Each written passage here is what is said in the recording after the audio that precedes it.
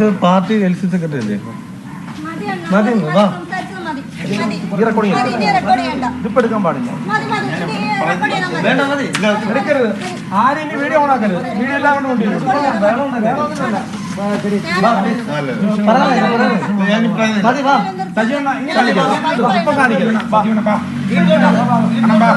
എല്ലാരും കൂടുതൽ കാര്യങ്ങളൊക്കെ പറഞ്ഞിട്ട്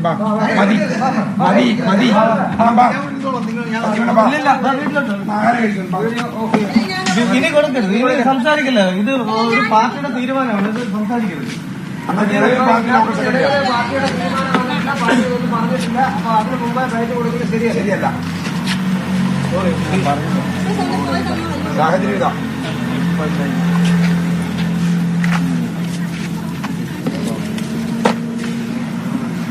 എല്ലാവർക്കും അത്യാവശ്യം കൊടുത്തു, എല്ലാവരും കണ്ടു.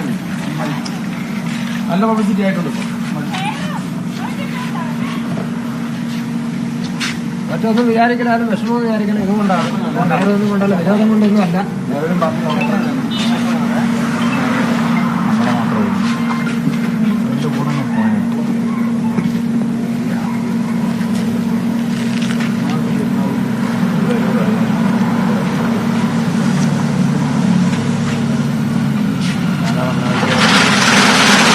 കണ്ണനല്ലൂർ സ്റ്റേഷനിൽ മറ്റൊരു കേസിന്റെ മധ്യസ്ഥതയ്ക്കായി കൂടെ പോയ സമയത്ത് സ്റ്റേഷനിൽ നിന്നും മോശം അനുഭവമുണ്ടായി. തുടർന്ന് സിഐയോട് പരാതി പറഞ്ഞപ്പോൾ മർദ്ദനമേൽക്കേണ്ടി വന്നു എന്ന് പരാതി പറഞ്ഞ CPM Nedumpana north local secretary സജീവാണ് ഇപ്പോൾ നമ്മോടൊപ്പം ഉള്ളത്.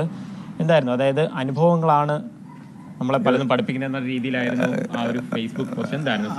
അനുഭവങ്ങളാണ് ബോധ്യങ്ങളായി മാറുന്നത് എന്നൊരു ക്യാപ്ഷൻ ഇട്ടാണ് ഞാൻ ആ പോസ്റ്റ് ഇട്ടത്.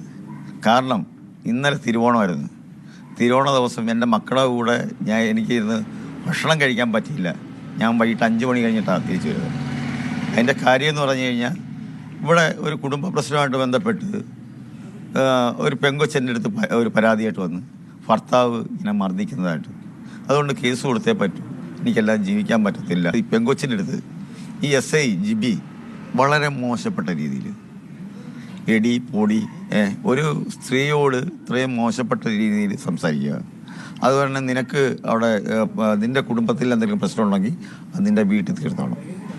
അത് ഇവിടെ പോലീസ് സ്റ്റേഷൻ അതിൻ്റെ ഭാഗമല്ല. ഒരു രാഷ്ട്രീയക്കാരെ വിളിച്ചുകൊണ്ട് വന്നിട്ട് നീ എന്തിനാ രാഷ്ട്രീയക്കാരെല്ലാം കൂടെ വിളിച്ചുകൊണ്ട് വരുന്നത്?